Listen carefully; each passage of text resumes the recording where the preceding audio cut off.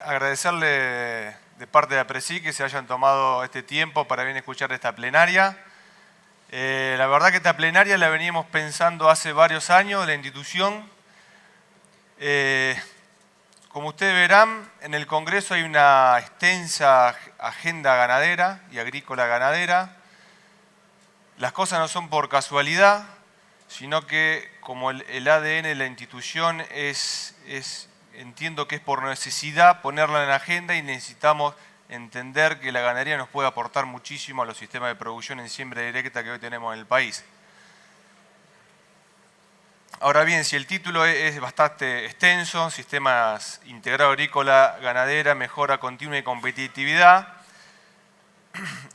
tanto con Pablo como Julio tienen extensa experiencia primero entender que cuando uno tiene cultivo, recursos forrajeros, verdeo, pasturas perennes, eso en interacción, en rotación a lo largo del tiempo, y encima ponemos los animales arriba de ese verdeo o esa pastura, empieza a haber toda una interacción, a jugar varios factores, donde entender cómo funciona eso no es clave para determinar si vamos hacia una integración agrícola ganadera exitosa o no tan exitosa.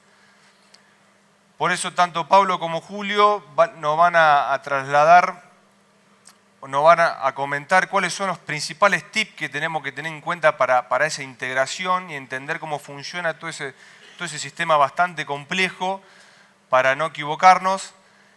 Y algo particular que tienen ellos, tanto Julio como Pablo, transmiten muy sencillamente todo el conocimiento que están generando. Pablo en Brasil tiene más de 15 años de experiencia de información y la verdad que cuando empezamos a interactuar con Pablo, que en el 2014 empezamos a hablar de ver cuándo podía venir y bueno, se concretó este año, no solo hacen un nivel de investigación de excelencia, sino tienen la facilidad de transmitir todo lo que generan para que lo entendamos tanto los profesionales como los productores y lo podamos adoptar en el campo. Así que tienen esa facilidad ellos y no tengo duda que va a ser todo un éxito. Y la otra cuestión es que hablan con parámetros que vemos en el día a día en el campo nosotros, tanto los asesores como los productores. Hablan con parámetros que nosotros vamos y lo vemos, lo que ellos nos van a transmitir. Y otra sencillez, y es algo que le agradecemos siempre que investigadores, extensionistas y docentes nos transfieran de esa forma el conocimiento. Así que bueno, es cuestión de aprovecharlos. Pablo, te damos la bienvenida. El reloj va a correr ahora a partir de 30 minutos. A Pablo, ¿puede ser? Y bueno, agradecerle y a sacarle todo el jugo posible a Pablo y Julio. Gracias.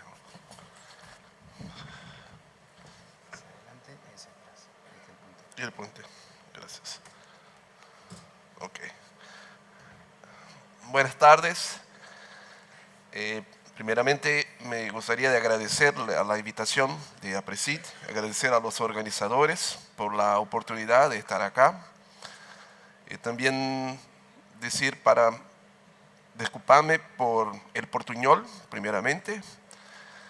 También porque creo que estoy con fiebre en este momento, no estoy en la mejor forma, pero en los 29 minutos que tengo un mensaje que creo puede ser muy importante para los hermanos argentinos en el tema de integración de agrícola ganadera.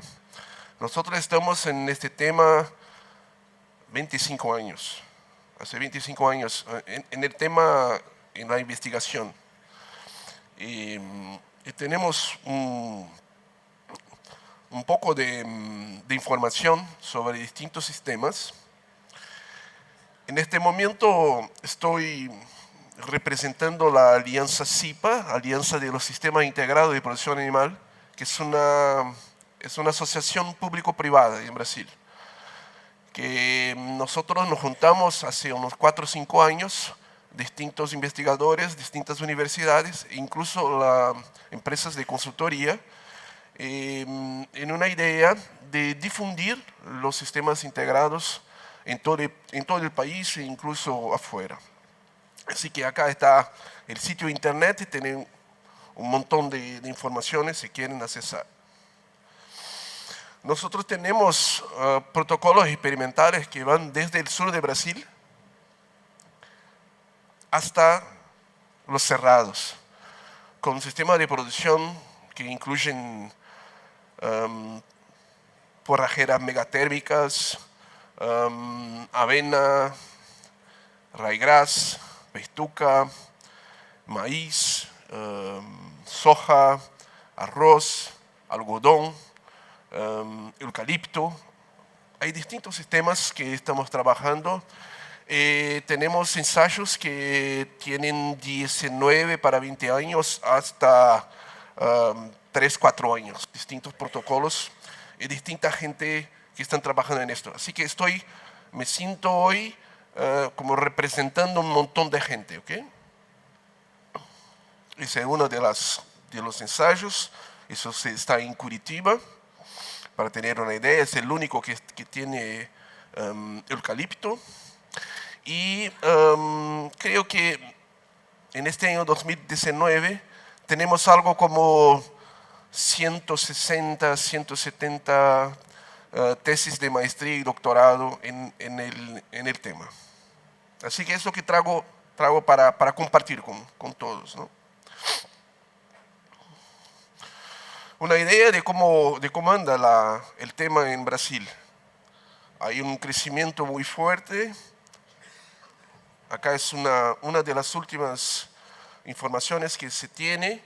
Entre 2005 y 2015 salimos de 2 millones de hectáreas y ahora probablemente algo entre 12 y 13 millones de hectáreas con sistemas integrados. Así que está en un crecimiento muy fuerte. Acá es una idea de dónde está en términos de Brasil. Así que hay una concentración muy grande, es decir, 20%, 21% de las propiedades de las fincas en Brasil utilizan sistemas integrados. Eso disminuye al centro de país, pero está en crecimiento. En los cerrados, para tener una idea, el tema es un poco distinto. La integración ganadería y cultivos ocurre en cerrados como para recuperar los pastos degradados, sobre todo braquiáreas, y braquiáreas degradadas en Brasil estamos hablando de algo como 15, 20 millones de hectáreas, un montón de áreas degradadas. En este caso, degradado por condiciones de sobrepastoreo, de falta de fertilización, y la agricultura entra como para hacer la renovación del pasto. Así que acá está un pasto degradado y acá un pasto luego sucediendo un cultivo de soja. Así que es la agricultura que viene en la ganadería. En el sur de Brasil es un poco distinto, es el contrario, el inverso. Nosotros tenemos extensas áreas de cultivo de verano y que en invierno no se transforman en cultivo de invierno, se transforman en cobertura vegetal, como se dice, verdeo, pero sin pastoreo. ¿Sí? Como acá, por ejemplo, avena, solo cubriendo el suelo. 15, 20 años atrás, cuando mis profesores de la ciencia del suelo decían que era muy importante tener cobertura del suelo, pienso, ok, para la época, pero ahora estamos en un momento distinto. Cultivos solo, entre comillas, solo para la cobertura, solo para proteger el suelo, no, la idea, el concepto que nosotros estamos trabajando es que eso no es que no sea bueno, no es suficiente. Hay que cubrir el suelo, hay que proteger el suelo, pero hay también que producir plata. En todo momento, en cada día del año, tenemos que tener algo que produzca plata, que produzca alimento. Eso es que el mundo necesita. Así que Para tener una idea de la cantidad, esas son las provincias del sur de Brasil, Paraná, Santa Catarina y Río Grande do Sul. Acá es el estado donde vivo yo. Nosotros tenemos casi 6 millones de hectáreas de soja, 1 millón de hectáreas de arroz, y 700.000 hectáreas de maíz. Así que 7 millones y 500.000 hectáreas de cultivo de verano. Miren lo que se pasa en invierno. De los 7.5 millones, 1 millón de hectáreas son cultivos de invierno. Y todos los otros 6 millones y medio no están haciendo nada. Están haciendo cobertura de suelo, pero no están produciendo nada. Así que el desafío es al contrario, de traer la ganadería para este tipo de situación en donde la cobertura vegetal es una avena o es un ryegrass, es un potencial forraje, pero que la gente no utiliza, está listo para utilizar y la gente no utiliza por una serie de cosas que vamos a hablar. Pero está listo, solo empezar y colocar los animales. Bueno. Así que en el sur de Brasil, en la zona subtropical, la idea es, al contrario, de traer el animal para las áreas de cultivo. Por supuesto que hay un montón de temas ahí, y sobre todo cuando la gente trabaja con siembra directa. Hay un montón de cuestiones, y nosotros estamos trabajando en eso hace tiempo. Voy a presentar algunos datos a partir de la pregunta de por qué traer los animales para los cultivos, aunque sea de áreas que están produciendo bien y que en principio no tenía por qué traer los animales. Eso es lo que es ser un productor de soja en Río Grande do Sul. Un productor de soja, acá vos tenés la producción de soja de los años 70 hasta 2016, la producción de soja en dependencia del régimen pluviométrico. ¿Okay? En promedio de 47 zafras, una a cada 3 hay un déficit hídrico y hay un problema de producción. Así que así es producir un cultivo de verano en la región subtropical de Brasil. Es muy interesante que hace 4 o 5 años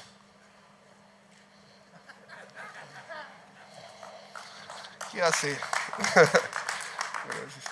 Hace 4 o 5 años que están produciendo muy bien, muy bien. Y cuando están 4 o 5 años produciendo muy bien, eso quiere decir que el año que va a tener problemas está más cerca, ¿no? Porque es así. Bueno. Eso es muy importante, es uno de los gráficos centrales que he elegido para traer. Esos son los datos de una investigación que empezamos en 2001. Acá tienen todos los años hasta la última cosecha. Perdón. Acá. Hasta la última cosecha. Es un sistema en amarillo, es un sistema en donde tiene solo soja y cobertura. ¿Ok? Todos los años. Y al lado es un sistema que tiene la soja y en invierno tiene cultivos de verano, cultivos de verdeo, que son pastoreados con novijos jóvenes de 190 kilos por en promedio de esos años 118 días. ¿Okay? Y en verde claro, en la producción de soja de la área, en verde oscuro, en la producción animal, que es en promedio 450 kilos de peso vivo, que transformado en equivalente soja al precio de cada año. ¿Me entienden? ¿Me acompañan? Ok. Bueno, lo que se pasa con los años, así que hay cosechas excelentes, pero hay siempre los años que son muy, muy, muy malos. Y en promedio, si uno, y esto estoy hablando de más de 5 millones de hectáreas de soja en el Río Grande. En promedio, acá son las 49 bags, bolsas. La bolsa de soja es 50 kilos, ¿ok? Cada bolsa. Así que en promedio son 49 bolsas por hectárea desde 2001. En el sistema en donde se hace el pastoreo del verdeo, el promedio es 76 bolsas de soja. ¿Okay? Así que dos cosas son muy importantes. Una muy sencilla es, pregunto para vos si vos conocés algo, si ustedes conocen cómo producir más 55% más de soja en la misma hectárea. Porque tengo un montón de colegas, de amigos que hablan de tecnología para incrementar 2%, 3%, 4%, 5%. Bueno, así que es una cosa. Pero tal vez aún más importante es que en años así, los productores que tienen solo soja se mueren. No hay como... Esto acá es algo como 6 o 7 bolsas por hectárea. Y hay un montón de años así. Entonces, eso es una mensaje importante. En la misma hectárea, producir mucho más. Pero también muy importante cuando trabajamos en sistemas que son muy vulnerables al clima. En Cerrado no pasa eso. En Cerrado la producción de soja constante, incremento constante. Porque la lluvia es exactamente en el momento de la soja en el Cerrado. Por acá no. Bueno, acá se es una idea de la estabilidad. Eso es lo mismo que decir que el productor puede dormir tranquilo o no. La estabilidad tiene dos componentes, la resistencia y la resiliencia. Es una forma de demostrar acá cómo la ganadería trae la estabilidad al sistema. Porque acá son las producciones en un índice 100. Lo que pasa en los años con la producción de soja y la producción animal, cuanto más sale del promedio, eso es una medida de resistencia del sistema. Una vez que sale del promedio, cuántos años viene al promedio, nuevamente es la medida de resiliencia. Las dos características equivalen a la estabilidad del sistema. La estabilidad equivale a un productor dormir bien o no. Es así. El gran potencial de la ganadería es de traer estabilidad a sistemas vulnerables como los cultivos de verano en la región que estamos hablando. Pero ahí hay un problema. Yo, entre la maestría y el doctorado, yo trabajé como consultor en los años 90, 93, en la zona de producción de soja, que estaba empezando la siembra directa en la época. Y cuando hablamos de poner animales en eso, era como estar hablando del diablo, ¿no?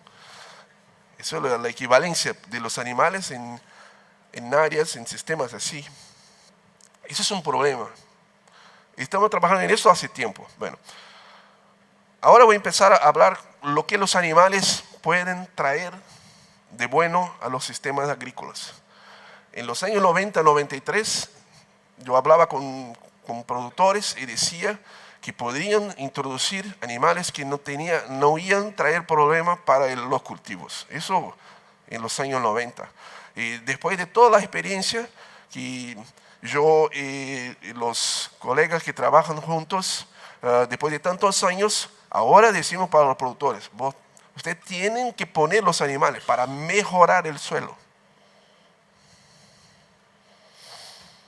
Y cuando estamos hablando de los animales de manera de pastoreo, no estamos hablando de esto. ¿Ok?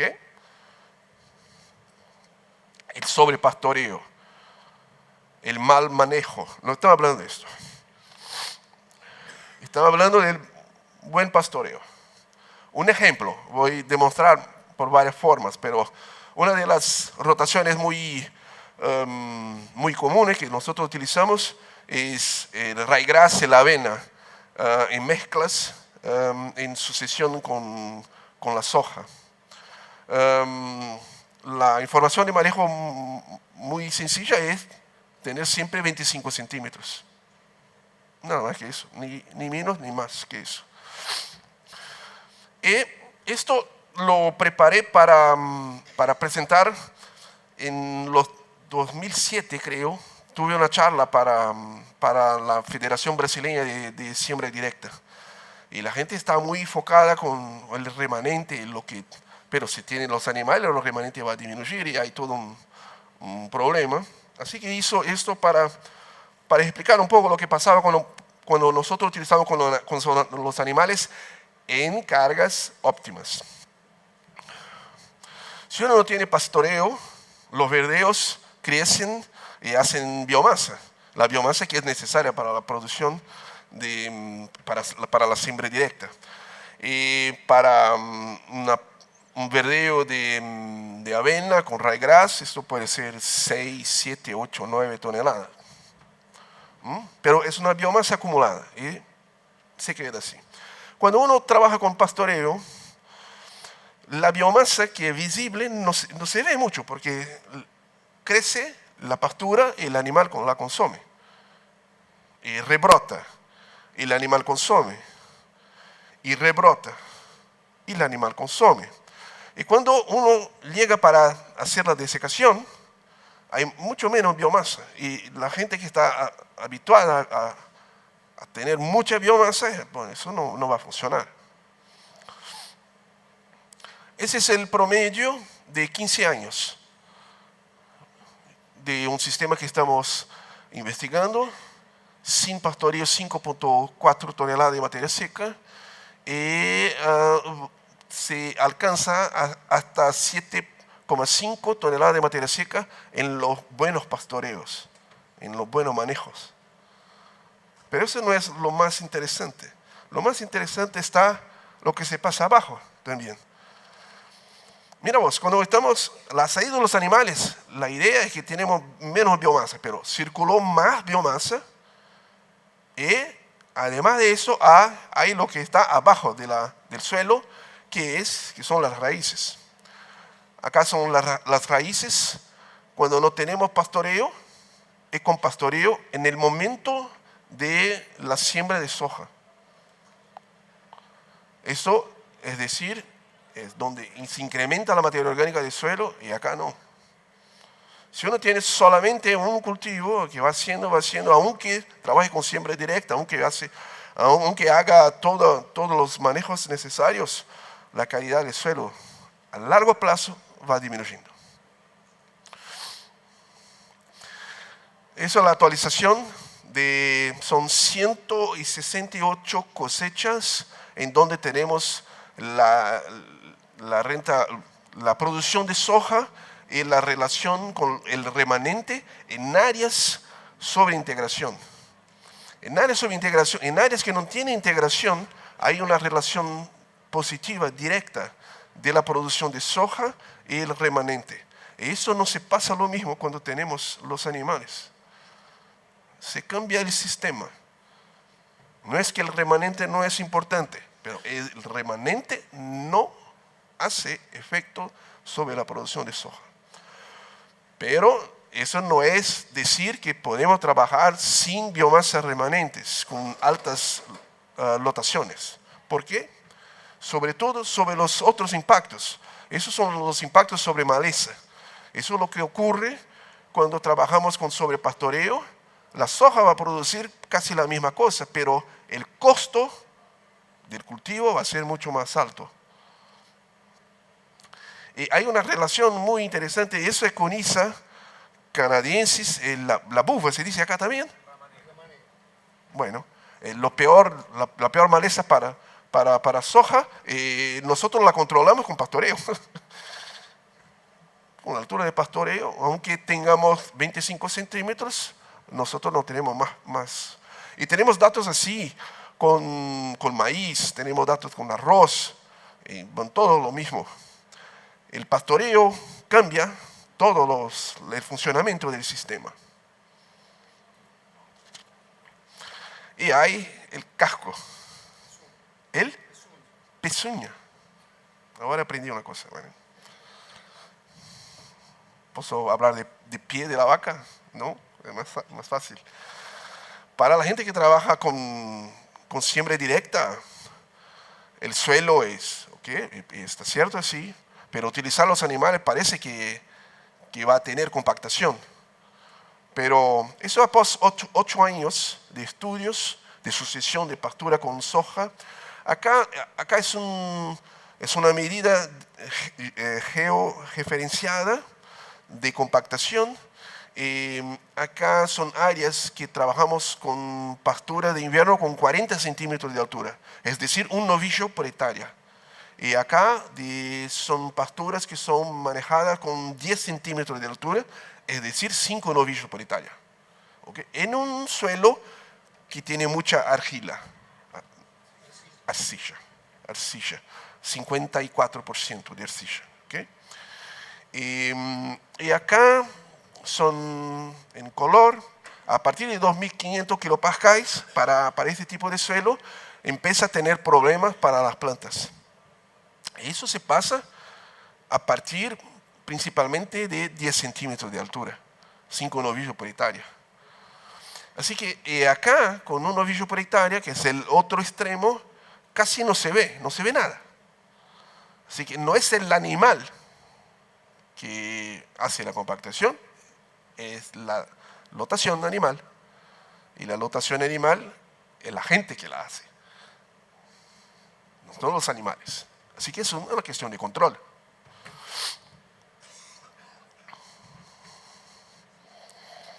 Una estudiante de maestría, muy pacienciosa, andó atrás de los animales durante todo el periodo de invierno. Y cada vez que el animal hacía una caca, la marcaba, la georreferenciaba. Y acá están al final del pastoreo del 10º ciclo, creo, de rotación, donde estaban las feces de los animales, como estaba la distribución. Y después, en la fase de la soja, fue exactamente en donde estaba el efecto, uno de los efectos de pastoreo, monitoreó la planta que estaba sobre el efecto de pastoreo. Mira vos que la producción por planta de vagens, no es grano, chauta, es muy, muy distinta. Eso era decir una diferencia de 670 kilos de soja en las áreas que tenían el efecto del animal y de las áreas que no tenían el efecto del animal, por una concentración de fósforo disponible, de potasio y un montón de otras cosas. Pero principalmente nosotros tenemos datos de características químicas, voy a presentar algo, características físicas, que no tengo tiempo para presentar, pero se incrementan los agregados de suelo muy fuertemente con el pastoreo cierto. Y hay también impactos sobre todo lo que es biológico del suelo. Así que el suelo funciona de una forma completamente distinta, en donde los animales crían nuevas formas de flujos de nutrientes en el sistema. Ayúdame una vez más. Esto es un Carabajo. Ok. Hay cosas que no tienen en sitios en donde no se hace la integración. No tienen feces, no tienen lo Caravaggio. Y una de los monitoreos indicaron que no más de 3 semanas las feces se quedaban encima del suelo. En 3 semanas se desaparecía todo y acá está dos bolitas de feces que están a 20 centímetros de profundidad. Ese es un ejemplo típico de cómo se cambian las cosas, el ciclaje de nutrientes cuando tenemos un sistema que tiene ganadería y cultivos. Y uno de los datos más interesantes que tenemos es lo que se pasa con el calcario. Porque el calcario es un problema para siembra directa, porque no podemos mezclar con el suelo. Bueno, cuando tenemos animales, tenemos más raíces. Más raíces al final de la fase de la pastura. Es decir, tenemos más raíces en más profundidad y la entrada de calcario es más profunda. No solamente eso, pero también tiene los Caravaggio,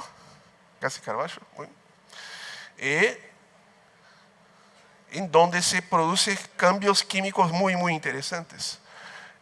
Nosotros trabajamos muy cerca de los colegas de ciencia del suelo. Ellos estudiaron, eso es la frente de reacción de áreas que están sobre pastura y sin pastura.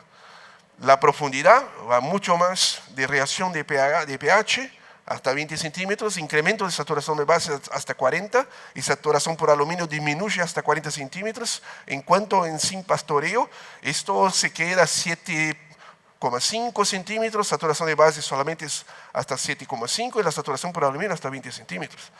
La frente de reacción, cuando uno tiene animales, es 3 veces mayor en tiempo y profundidad.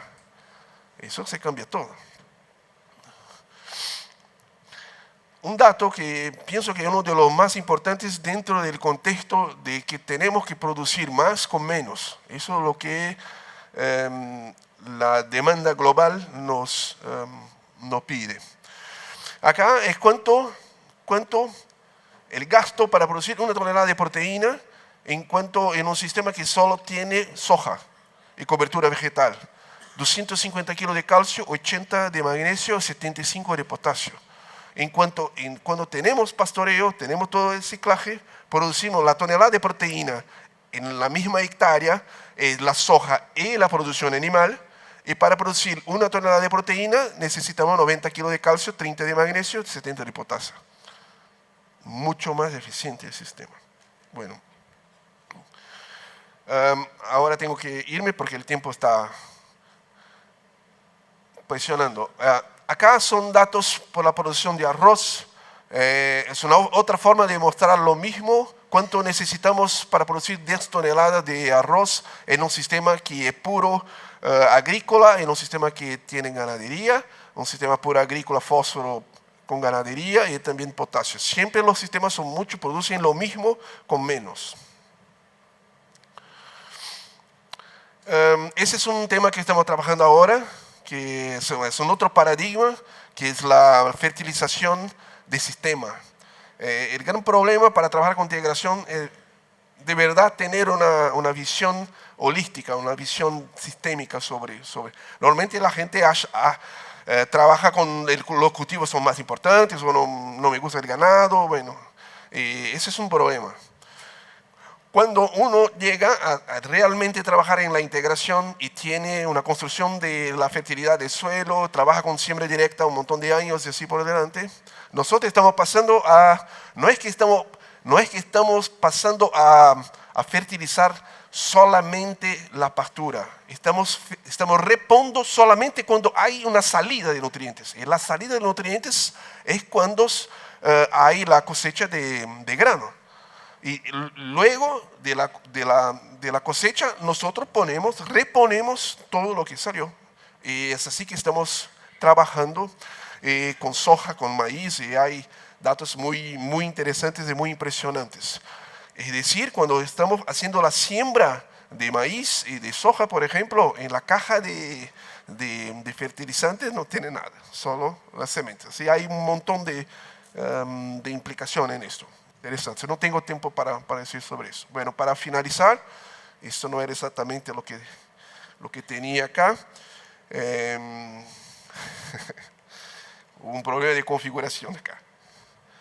Ok, para finalizar, nosotros estamos trabajando en esto en la práctica. Tenemos un proyecto, un gran proyecto de un conjunto de instituciones y de personas que están trabajando juntos y trabajando directo con productores. Tenemos un proyecto que se llama Proyecto ILP, que es Integración Lavoura y Pecuaria, con estas instituciones en donde logramos trabajar con 1.500 productores.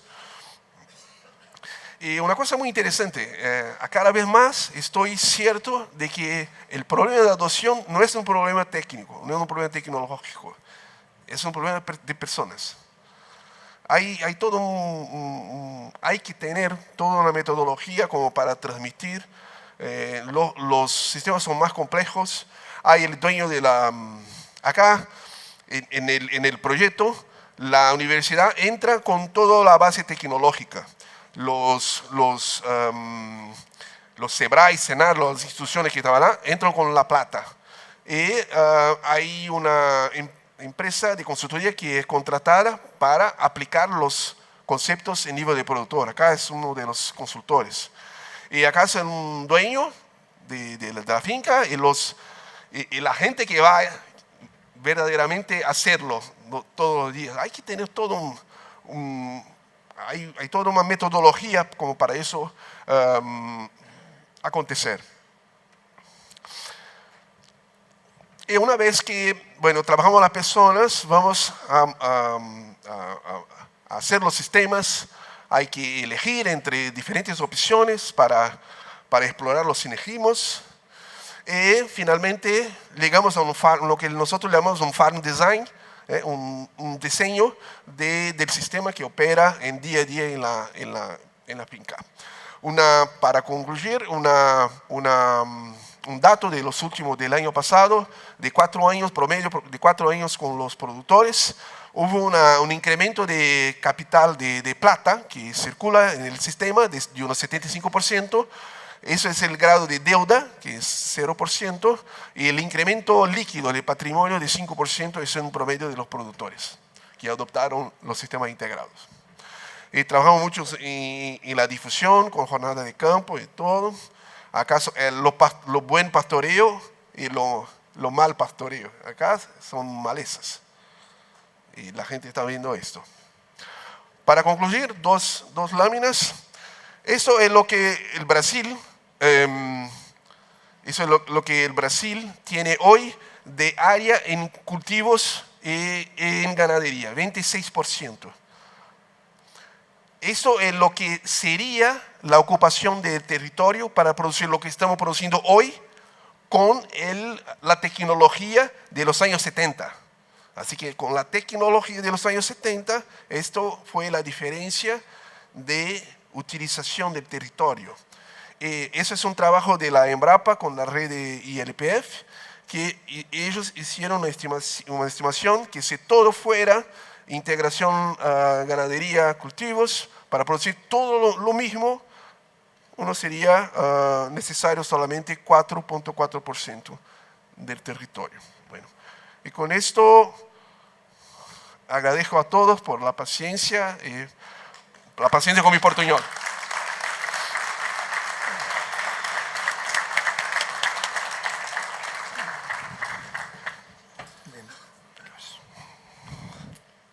Hola, hola, ¿me escuchan?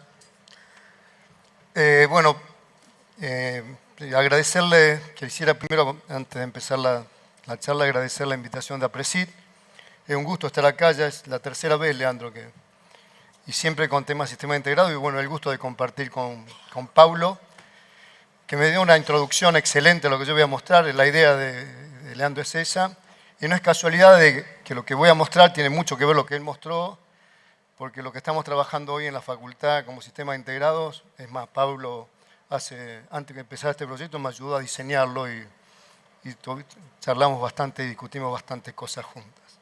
La idea es mostrar lo que, de alguna manera, los conceptos que Paulo mostró y algunos resultados que mostró en nuestra zona. ¿Están funcionando o no? Para nuestros ambientes están funcionando o no. Yo voy a ser muy rápido y voy a tratar de mostrar lo que estamos haciendo en este momento en lo que llamamos subsistema integrado agrícola-ganadero en la Facultad de Agronomía, que tiene el paradigma básico de lo que Paulo estuvo marcando hoy y en coincidencia con ello. Así que mi introducción va a ser muy... no sé cómo es esto. Acá. Ahí está. El concepto de sistemas integrado es un concepto viejo. La idea es cómo reforzar ese sistema nuevo, pero con una revisión distinta de los sistemas integrados. Lo que nosotros planteamos es que si volvemos a los sistemas integrados o la integración de los sistemas como conceptos de los años 70 o anteriores, vamos a volver a caer en los mismos problemas y limitaciones que tuvieron esos sistemas. ¿En qué cambia esa revisión de los sistemas? Cambia en la idea de que hoy estamos, no sé por qué no puedo señalar, me estoy pasando. No, tengo que ir para atrás. No sé. Discúlpenme. No sé cuál señala.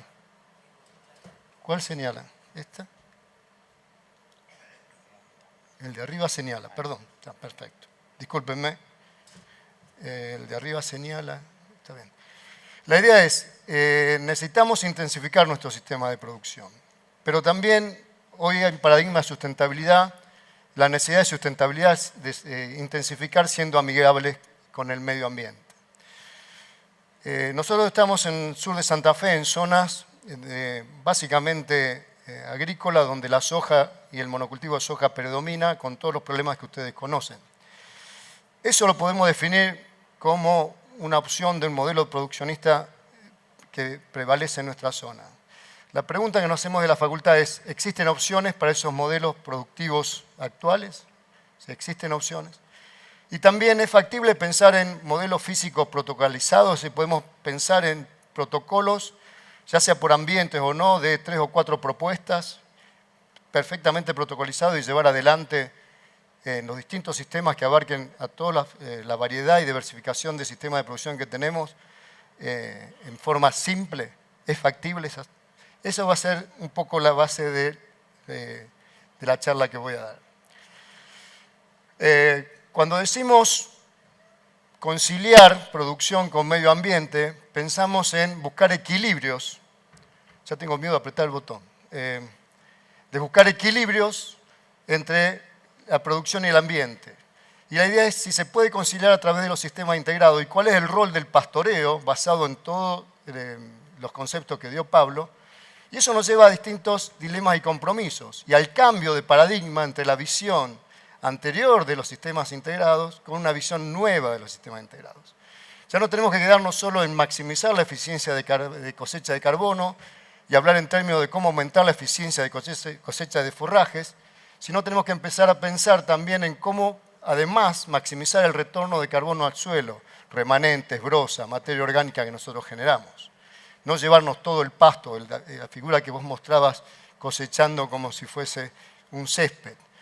Maximizar la digestibilidad, aquí maximizar la digestibilidad para una producción animal más eficiente, pero minimizar la degradabilidad de lo que queda para disminuir la velocidad de degradación y aumentar la posibilidad de retención de ese carbono a nivel del suelo.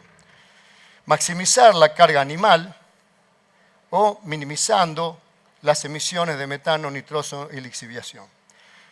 Visto de otra manera, y citando en este mismo paradigma al grupo de Lemer, buscar un equilibrio entre el desacople que producen los animales de carbono, nitrógeno y fósforo vía la ingestión y la digestión, con el acople que generan de esos elementos de carbono y nitrógeno la vegetación con el suelo. Cuando se produce un desequilibrio entre ese desacople y este acople, entre esos dos ciclos, vamos a tener, cuando ese desacople se excede, vamos a encontrar que empieza a haber emisiones de dióxido de carbono, metano, nitroso, amoníaco, empieza a haber escurrimiento de fósforo y pérdida por escurrimiento y empiezan a haber lixiviaciones de nitrato. Entonces, el desafío que nosotros estamos planteando tener, sistemas que sean productivos, pero además estables y amigables con el medio ambiente, tratando de buscar un equilibrio entre este desacople que producen los animales con el acople que tiene la vegetación. Eso se puede plantear hoy como carga animal ambiental. Lemer y su grupo lo definen como carga animal ambiental y es donde buscamos ese balance, no solo la máxima productividad, sino también la posibilidad de mantener esa productividad en balance con el medio ambiente. Dado esto, voy a mostrar una evaluación que estamos haciendo de un sistema integrado agrícola ganadero en la facultad. Voy a tomar solo la parte productiva, haciendo algunos comentarios sobre la parte de suelos y demás, pero estamos evaluando un sistema integrado ganadero de recría de vaquillona Holstein y soja. Es decir, es como alternativa al monocultivo de soja y hacemos recría de vaquillonas Holstein. ¿Por qué usamos vaquillonas? Primero porque es una categoría que disponemos, porque es una categoría del tambo de la facultad, pero además es muy buen conejillo de indias, pues son animales jóvenes, de muy buena respuesta y muy sensibles desde el punto de vista de la respuesta animal. Así que nos permite en el aparato o en el dispositivo experimental ver qué efecto están teniendo los distintos tratamientos sobre la producción animal. Pero podríamos, en muchos de los mecanismos que estamos explicando y los resultados se podrían transferir rápidamente a una invernada de animales jóvenes o un engorde de animales jóvenes que podrían ser novillos o otro tipo de categoría. Y lo que hacemos es una rotación que es el ryegrass anual, que sería como cultivo de cobertura de la soja para grano, pero en algunos de los tratamientos los pastoreamos con los animales a distintas intensidades. Entonces, el objetivo es buscar una opción al monocultivo de soja con los mismos elementos que Paulo ya planteó y la misma idea de maximizar la producción y obtener más rentabilidad.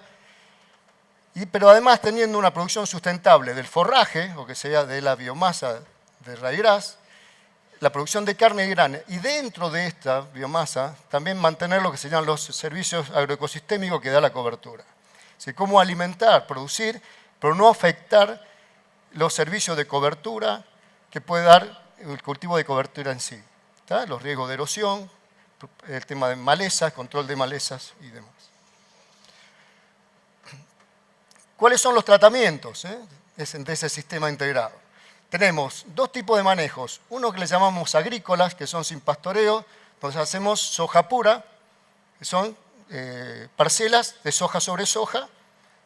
Hay 3 repeticiones en esas parcelas y el resto del año se barbecha. Después se hace cultivo de cobertura sin pastoreo y 4 sistemas de manejo que llamamos integrados, que son todos con pastoreo. Y manejamos alta, media, media baja y baja intensidad, manteniendo a 5 centímetros de altura, 10 centímetros de altura, 15 o 20. Esto fue uno de los valores que discutimos con Paulo cuando planteamos cómo lograr situaciones extremas para poder definir funciones cuadráticas, que es lo que nos interesa saber a nosotros. Es decir, más que las diferencias significativas o no, los puntos extremos están dados para que las funciones generen sensibilidad. Un poquito repasando, el tratamiento de soja pura, la fase de soja va de noviembre a mayo, y de mayo a noviembre están en barbecho, donde se hace directamente, no tienen cobertura. En los tratamientos con cobertura pero sin pastoreo, es ryegrass sin pastoreo, la fase de soja es exactamente la misma. La diferencia está que se siembra, después de la cosecha de soja en mayo, se siembra un ryegrass y se mantiene como cobertura y más o menos por acá, por principio de septiembre, fines de agosto, septiembre, cuando empieza a encañar lo secamos, lo desecamos y antes de la nueva siembra en noviembre sobre la soja. Esta fase es igual para todos. En esta fase, cuando empieza a encañar el ryegrass, se seca. Y en los tratamientos con pastoreo tenemos 4 intensidades. Entonces se siembran, los ryegrasses se siembran todos juntos, pero se empiezan a pastorear con distintas intensidades, la fase ganadera, y lo que se secan hacia el final porque ahí se demoran en entrar en estado vegetativo y nos da un mes más de crecimiento de los ryegrasses por los que no estaban pastoreados en ese sentido. ¿Por qué los secamos? Y en el momento que empiezan a elongar, porque no queremos que haya ninguna razón para que si dejamos los cultivos de cobertura mucho más, haya una competencia por agua que esté afectando a la fase ganadera, entonces, a la fase agrícola, entonces decidimos adelantarlo lo máximo posible. Así que esos serían los 6 tratamientos. 2 tratamientos sin pastoreo y 4 con distintas intensidades. Esto es como se ve los animales cuando se mantienen a 5 centímetros, a 10 centímetros, a 15 o a 20 centímetros. Vamos a ver qué pasa con la producción de ryegrass. Este ensayo ya lleva 7 años, vamos por el 8, y vamos a mostrar los resultados de estas últimas 5 campañas. Si se fijan acá, lo que está en verde, estas primeras 4 filas, son los tratamientos del ryegrass que estuvieron bajo las 4 intensidades de pastoreo. Y este es el de cobertura. Lo primero que ven, que siempre, todos los años, la producción de ryegrass sobre cobertura fue menor que la producción de ryegrass con pastoreo.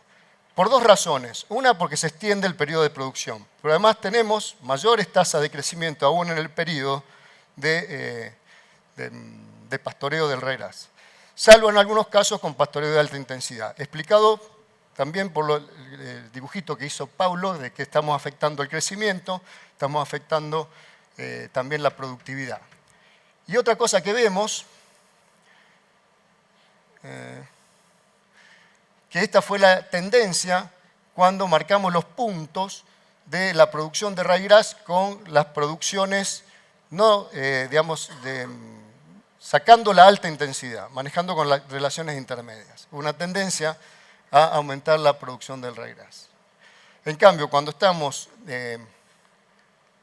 sin pastoreo, la producción de ryegrass no solo fue menor, sino que fue mucho más variable. Quiere decir que lo que empezamos a encontrar es que hubo una tendencia a aumentar la producción, pero también una tendencia a mantener mucho más estable la producción de ryegrass a lo largo de los años y no tener tanto efecto sobre años más o menos secos, en coincidencia con lo que está presentando Paulo hoy. Si comparamos los pastoreados versus los no pastoreados, tenemos un 45 más de producción en los pastoreados con respecto a los pastoreados, de 7.500 kilos a 5.200 kilos de promedio en todas estas campañas que estoy mostrando. Así que hay un efecto claro del pastoreo sobre la producción de ryegrass. Cuando vamos a la respuesta animal, vamos a ver qué pasa con la carga, la ganancia y la calidad. Lo primero que voy a mostrar es, nosotros vamos manejando la intensidad de pastoreo y regulando esas alturas. Lo primero que mostramos es que en realidad logramos los objetivos, en realidad apuntamos a 5, estuvimos en 8, 12, 18 y 23. Estas fueron las alturas realmente que logramos como promedio de todos los años. La carga animal promedio para mantener esa altura fue esta. Acá trabajamos con 6,5 animales, 4,2, 3,4 y 2,4. Quiero aclarar, la diferencia de carga la hicimos manteniendo animales fijos y variando la superficie de cada una de las parcelas para mantener la diferencia de carga. Pero íbamos también trabajando con animales volantes a medida que había que ajustar. Así que la carga terminó siendo es una respuesta a la productividad. Puede suceder que a través de un tratamiento, un año, si vamos mejorando la producción de ryegrass, necesitemos más carga para mantener la misma intensidad. Si vamos mejorando la productividad de ryegrass, la carga termina siendo una respuesta a la intensidad y no un efecto, no es un tratamiento en sí. ¿Está claro? Así que la carga es una variable respuesta a las intensidades que estamos teniendo. La ganancia de peso fue de 400 gramos a este nivel, el de alta carga, era el tratamiento de 5 centímetros, 800, y se estabiliza para media y media baja. Si vemos la calidad, en estos tratamientos, la calidad del estrato que los animales estaban pastoreando, no hubo diferencia, salvo en esta situación. Lo que quería mostrar acá es que la máxima calidad se dio con la carga alta. Cuando el RAS tenía 5 centímetros y el rebrote era muy bajito, la calidad era máxima. Pero hay otra restricción, la calidad no explicaba para nada qué estaba pasando con los aumentos medios de los animales. La máxima se daba a 5 centímetros, pero los animales solo aumentaban 400 gramos. O sea, esta calidad, cuando los animales tenían mayor oferta forrajera, mayor biomasa y podían tener otros consumos, los aumentos medios diarios aumentaban. Si planteamos, acuérdense, acá hay un error, esto es, relacionen esta carga con este aumento medio diario. Si llevamos esta carga con este aumento medio diario, podemos llevar producción por hectárea. Esto es lo que sucedía, la producción de carne en 100 días, que son los 100 días de aprovechamiento, de que empezamos a pastorear hasta que se termina de pastorear, el ciclo completo es un poquito más largo, porque hay un periodo hasta que se empiezan a comer. Esto es lo que encontramos, la producción de carne que tuvimos en función de las intensidades con las alturas reales que tenemos. Como promedio de todos los años, tuvimos una función cuadrática donde se maximizaba en cerca entre 16 y 17 centímetros y estábamos arriba de entre 410 y 420 kilos de carne en esos 100 días. ¿Qué pasaba con la biomasa residual?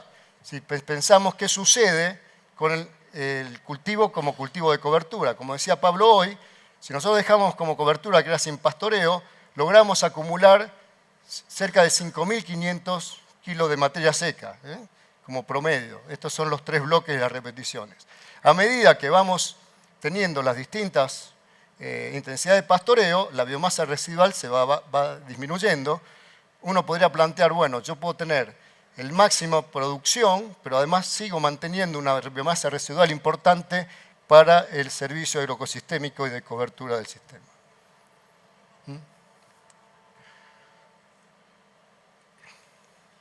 ¿Qué pasa con la condición edáfica? Voy a ir muy rápido. En la misma línea de lo de Pablo, vimos qué pasaba con la resistencia a la intensidad.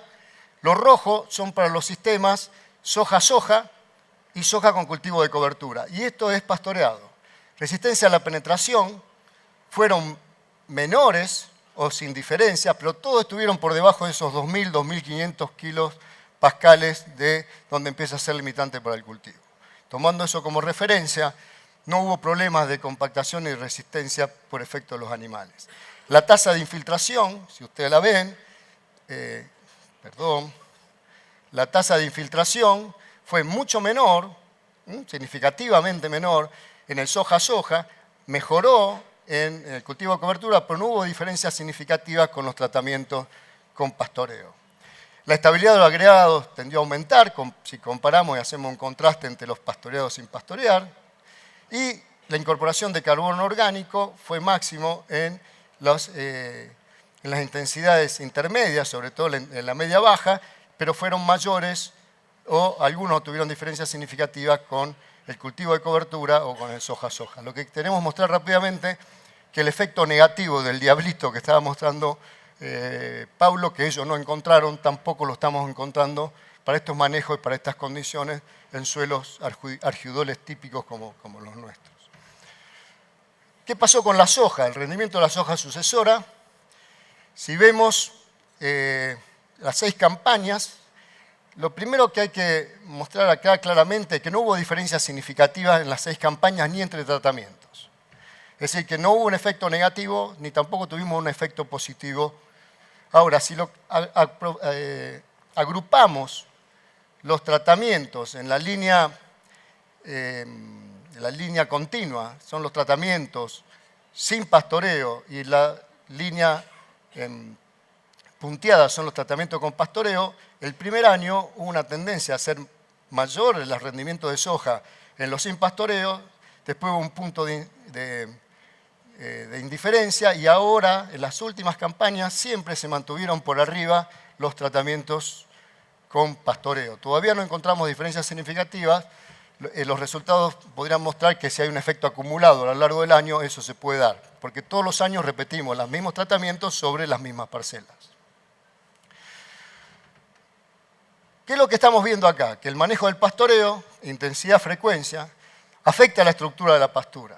La factura de esa estructura de pastura determina características de esa pastura que determina una tasa de crecimiento. Pero además también tiene un efecto sobre el animal. Como hoy planteaba Darío, el animal, la altura cambia, la altura, la densidad y la cobertura. Eso afecta a las dimensiones de bocado y el tiempo por bocado. Lo que nosotros estamos postulando, que en cada uno de esos tratamientos logramos tener un equilibrio entre la tasa de crecimiento de los animales y la tasa de consumo de los animales. Eso determina una producción de forrajes y una producción animal, que es lo que ya estábamos mostrando, y además eso interviene en el ciclo de nutrientes y se transfiere a la soja. Quiere decir que no es cualquier manejo de los animales, pero el efecto de los animales se estaría de alguna manera manifestando.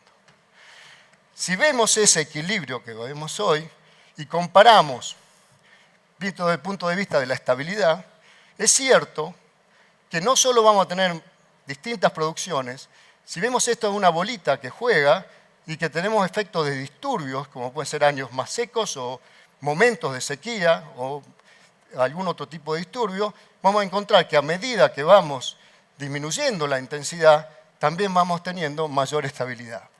En este sistema no solo producimos sobre pastoreo, sino también tenemos mucho más difícil desbarrancar. Un año seco como este es mucho más difícil desbarrancar. Si trabajamos con cargas más bajas, vamos a encontrar por ahí sacrificar productividad, pero lograr un mayor equilibrio y estabilidad en el sistema. Quiere decir que, ¿qué quiero estar mostrando? Que no hay solo una respuesta, hay que buscar soluciones de compromiso entre todas las respuestas que queremos. Si yo puedo pensar que para determinados sistemas, aquí no habría problemas porque estoy produciendo menos, pero tal vez mi máxima productividad se da aquí, pero yo decida, porque soy un productor que quiero manejarme con mayor resguardo y dormir más tranquilo, como decía Pablo hoy, bueno, me manejo con menos carga, rescindo productividad, no afecto la producción de la soja, pero también mantengo en la productividad animal. Para terminar, los sistemas integrados no son novedad, pero sí un concepto reemergente. Creemos que hay que hacer una revisión y una mirada no solo produccionista, sino ambiental, y cómo integrar, y a través de este concepto de carga animal ambiental es algo interesante a manejar. ¿Es posible intensificar cientos amigables probablemente? Creo que sí, que si hacemos bien las cosas así, los animales pueden dar una respuesta a eso y ayudarían a una mayor sustentabilidad y manejo con el ambiente. Resolverían problemas que el monocultivo de soja tiene desde el punto de vista ambiental también. ¿Existen opciones para los modelos productivos actuales? Creemos que sí, y estos son datos que pueden ayudar a colaborar en eso. ¿Y es factible pensar en modelos físicos protocolizados? Y pensamos que no. Que en realidad lo que podemos manejar desde la facultad es información para que los productores tengan, pero en cada caso, cada productor con su asesor tendrá que decidir cómo es el manejo que mejor se adecua para cada uno de esos sistemas. Entonces, para terminar, desde ese punto de vista, digamos que el aumento de la diversidad dentro de los sistemas permitiría reconciliar esa necesidad de alta productividad con la calidad ambiental y también que la estructura productiva y social difiere muy marcadamente entre productores, así que cada uno tendrá que decidir según sus propios recursos y objetivos, y si dos productores hacen exactamente lo mismo, probablemente uno esté equivocado. Así quedaría la idea de esa situación. Así que muchas gracias, disculpen la demora. Bueno. Me fui a la mierda. Hay tiempo para 2 preguntas. 5. Bien.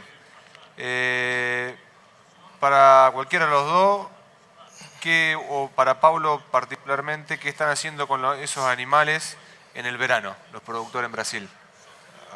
Hay distintos sistemas. Se puede quedarse en la finca, en un sistema en donde hay una rotación de soja, maíz y pastura de verano, pasturas anuales Naturales. o perennes también. Y también hay gente que trabaja con feedlot. Hay de todo. Sí, es como un montón de posibilidades que podemos construir sistemas integrados. Bien. Pero la gente que gana más plata es la gente que hace la cría y hasta el final. Y que lo vende los animales en otoño, más o menos. Bien. Bueno, acá hay una pregunta integradora. Dice, si creen que estos, sin merecer la siembra directa, ¿no creen que los sistemas integrados permitirán un menor uso de agroquímicos y una producción más amigable con el ambiente? Aprovechémoslo a Pablo. Seguro que sí, porque con los animales, nosotros que estamos como experiencia, ¿no? Podemos utilizar menos insumos, es decir, menor control de malezas, porque todos los sistemas quebran las malezas y la sanidad también cambia. Hay datos sobre lagarta, Sí, gata peluda. y sobre maíz. Bueno, una disminución muy grande con rotación con pastura, nematoides también con soja, un montón de datos así que probablemente en lo que significa la utilización de insumos externos, eso hay una utilización más eficiente, menos insumos por unidad de producto. ¿Ok? La fertilización también disminuye a lo largo del plazo, a lo largo del tiempo. Hay una disminución de la fertilización porque hay muchas ciclaje de nutrientes. Y si uno trabaja con, por ejemplo, con la fertilización de sistema, hay cambios también en el precio del fertilizante porque se cambia el periodo de donde se compra. Hay cambios sobre la cantidad necesaria de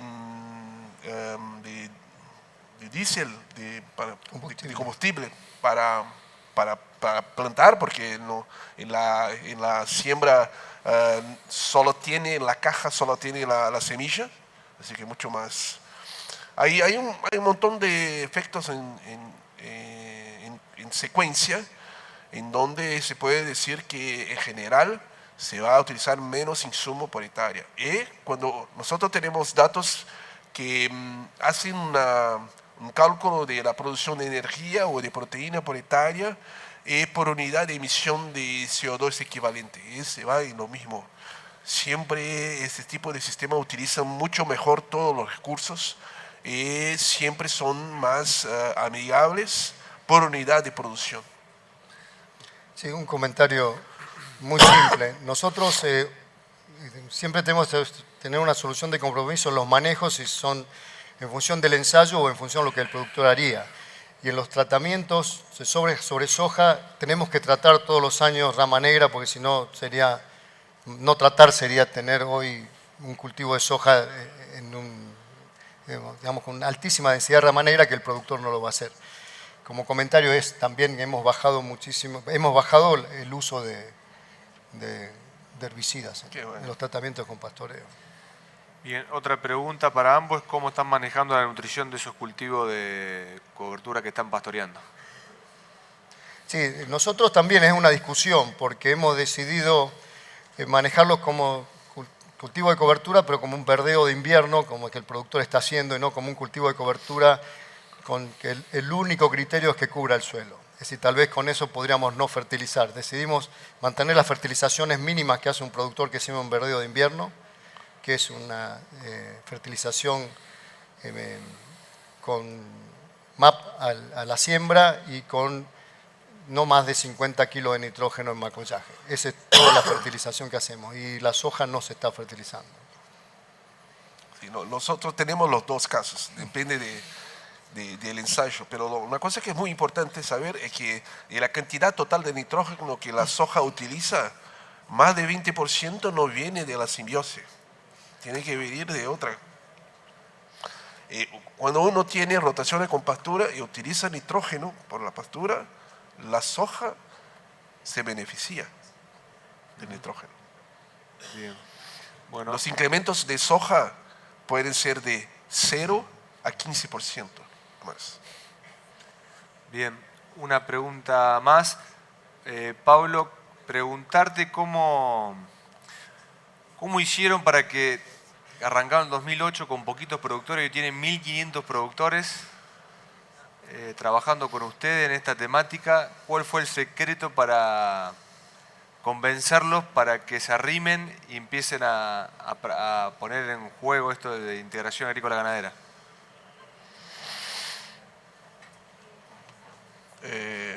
Para decir una cosa, bueno, en 2008 teníamos, ¿verdad? Una. Uno.